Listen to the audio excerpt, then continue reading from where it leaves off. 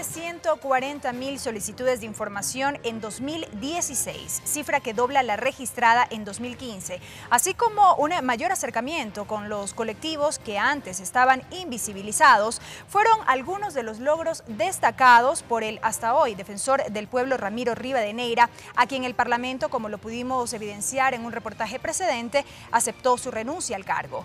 Rivadeneira ha manifestado su intención de postular nuevamente al concurso de méritos y oposición para volver a ocupar tal dignidad. Sobre los aciertos de su gestión y los temas aún pendientes, vamos a dialogar precisamente en nuestra primera entrevista de hoy. Ramiro Rivadeneira, doctor en jurisprudencia y magíster en ciencias internacionales, diplomado superior en Derechos Humanos y Procesos de Democratización, ex subsecretario jurídico del Ministerio del Interior, ex defensor del pueblo. Doctor, bienvenido a TVL Noticias, qué gusto. Muy buenas noches, muchas gracias por la invitación y buenas noches a toda la ciudadanía. Dábamos cuenta de que precisamente el Pleno de la Asamblea Nacional conoció y aceptó durante la presente jornada la renuncia que usted presentó al cargo que venía ostentando desde hace algunos años atrás. Usted ha expresado este deseo de volver a postular dentro del concurso de méritos y oposición para ocupar la misma dignidad. ¿Cómo es que ahora asume este nuevo reto? Sí, bueno, efectivamente la Constitución señala que no se puede postular al cargo estando en ejercicio de funciones.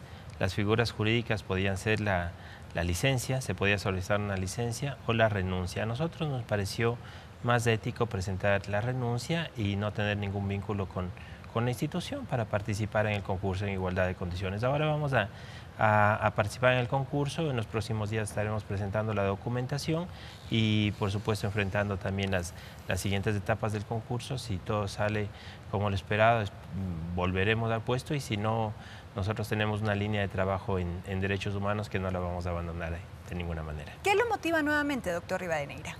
Creo que hay muchas cosas que todavía esperan por nuestro trabajo y por nuestro esfuerzo. La verdad es que los retos y los desafíos siempre siguen creciendo. Algunas cosas que se nos quedaron en carpeta en el ámbito normativo tiene que ver precisamente con la Ley Orgánica de la Defensoría del Pueblo. Me parece que tenemos un buen proyecto, pero la Asamblea Nacional aún no entró al debate, al segundo debate, y me parece que eso sí es importante hacerlo. Además, otras leyes que tienen relación con los colectivos y que lo presentamos desde la Defensoría del Pueblo tienen que ver con la de adultos mayores. Hay que recordar que la ley de ancianos del año 93 realmente no responde a las expectativas actuales de este colectivo, y otra normativa es la ley de consumidores. Creo que en el ámbito normativo nos quedan algunos pendientes y también en otros temas de acompañamiento, de visibilizar problemáticas de algunos colectivos, creo que todavía podemos trabajar alrededor de ello. Antes de profundizar precisamente en estos temas que todavía quedan pendientes, además de lo normativo como usted señalaba,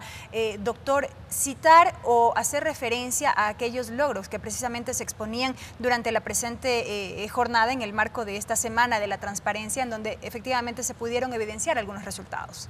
Sí, bueno, en el tema de la transparencia creo que es uno de los logros más altos que hemos tenido. Si comparamos cifras desde hace 5 años, las del 2011 con las cifras actuales, estamos prácticamente bordeando el 98% de instituciones que han presentado la información pública.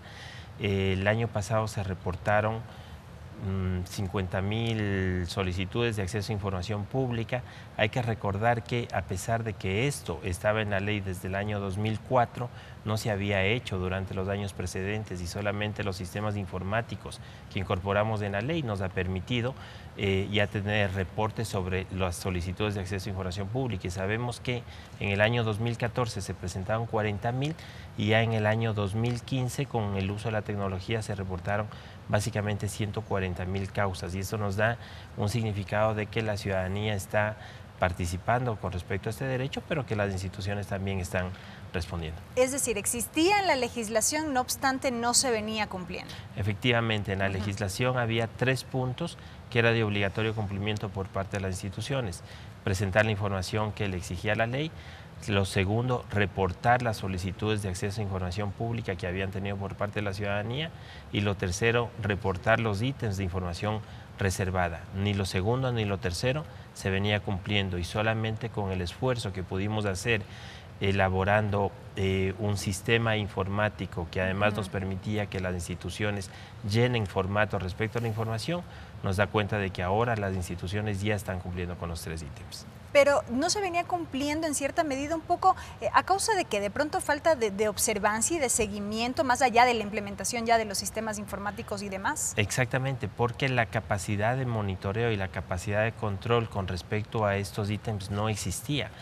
Efectivamente, es obligación de la institución reportar lo que está en la ley, pero también si es que no existe o no existía el reporte, había que ejercer un control. Esta capacidad de control no existía porque los sistemas que se realizaban eran manuales y había una cantidad de información manual que era imposible procesar.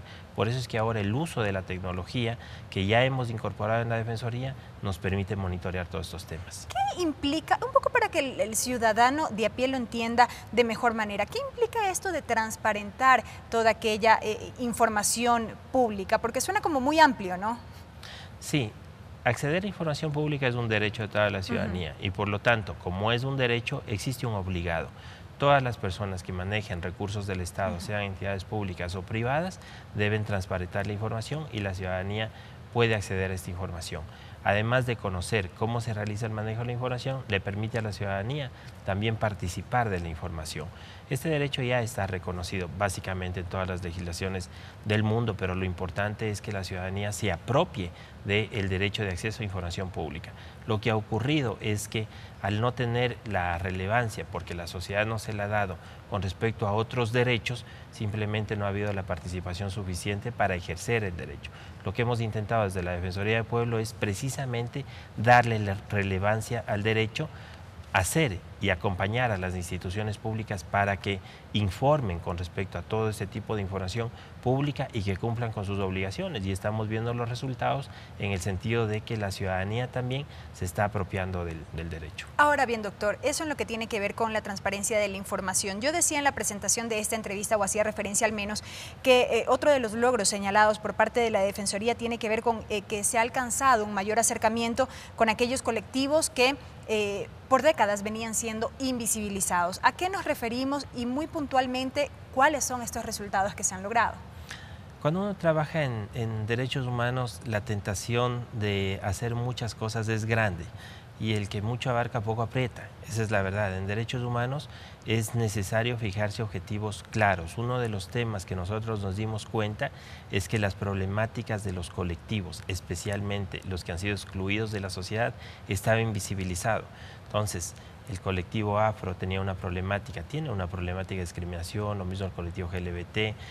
La situación de los familiares y amigos de personas desaparecidas estaba absolutamente invisibilizado y una de las cosas que nosotros nos propusimos era visibilizar esta problemática acompañando pues la reivindicación de los derechos de estos colectivos. Yo creo que fue un acierto ciertamente trabajar de esta manera y ahora tenemos muchos colectivos que están de la mano de la Defensoría del Pueblo. Nosotros no damos haciendo su trabajo, eso es importante decirlo. Ellos son quienes se posicionan de sus derechos, quienes los reivindican y la Defensoría del Pueblo solamente acompaña. Creo que hemos abierto. ¿Qué implica este acompañamiento? Ese acompañamiento puede significar un montón de cosas. Por ejemplo, en el de adultos mayores ha significado presentar un proyecto de ley a la Asamblea Nacional, pero elaborar también ordenanzas modelo que empiezan a ser tramitadas también en algunos municipios respecto a adultos mayores. Con el colectivo LGBT ha sido fundamentalmente acompañar las denuncias que realizan. Las estadísticas nos dicen que el colectivo LGBT sufre agresión y en muchos casos llegan a casos de muerte por violencia, por discriminación y hay que acompañar estos casos. Hemos estado de la mano, además de otro tipo de problemática, por ejemplo, cuando no ha existido los retrovirales que son precisamente la medicina que se debe usar para atacar el VIH. Hemos estado presentes permanentemente para que no exista ausencia de esta medicación. Con el colectivo afroecuatoriano, acompañar sus derechos precisamente ha sido reivindicar algunas de sus posiciones en aspectos laborales, en aspectos de educación, ¿no? Es decir, hay mucha variedad de los temas que se pueden trabajar desde el ámbito, desde la necesidad de cada uno de los colectivos. Y en cuanto a este colectivo conformado precisamente de los familiares de personas desaparecidas, porque hemos visto que ha habido resultados importantes, no quizá en la medida en que uno espera encontrar a todas aquellas personas que se encuentran desaparecidas desde hace algunos años atrás, pero han existido logros importantes. Yo creo que lo más importante que se ha dado en este espacio es lograr institucionalizar un espacio para que intentemos dar respuestas ciertamente a la problemática que sufren las personas desaparecidas. Hay que recalcar que el tema de la desaparición es grave y no es grave solamente en Ecuador, es grave a nivel mundial. Acababa de leer una cifra que nos decía que 3.000 niños desaparecen al día en el mundo. Eso significa que es impresionante, esto significa que alrededor de 1 millón de niños desaparecen en el mundo al año. ¿Qué pasa con estos niños? Están siendo víctimas de trata, están siendo víctimas de esclavitud. Y tráfico de órganos. Tráfico también, de órganos, exactamente. Una serie de es decir, delitos. hay muchos delitos detrás de esto y las respuestas que se tienen que dar, por supuesto, es institucional, estar preparados para combatir esto. Y las respuestas vienen dadas desde la fuerza pública, desde la Fiscalía, desde la Defensoría del Pueblo y todas las instituciones que deban participar. Creo que lo importante en este proceso ha sido intentar institucionalizar al Estado precisamente para que esté en capacidad de dar mejores respuestas. No quiere decir que la problemática se termina, no quiere decir que los casos dejan de existir. Aún existen casos de personas desaparecidas, pero debemos trabajar para que esas personas puedan encontrar respuestas. Correcto, doctor.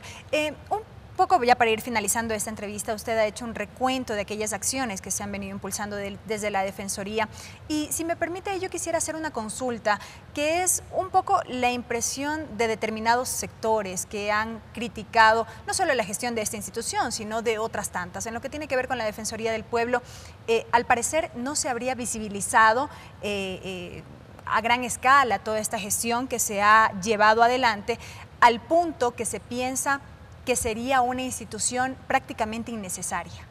¿Qué dice usted?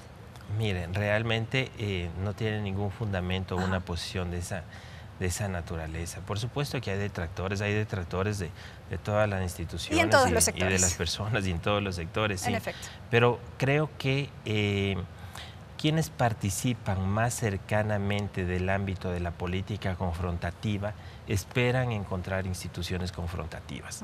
Y nosotros entendemos perfectamente bien que una institución confrontativa no le ayuda a nadie, no le ayuda a la ciudadanía, no le ayuda al desarrollo del país.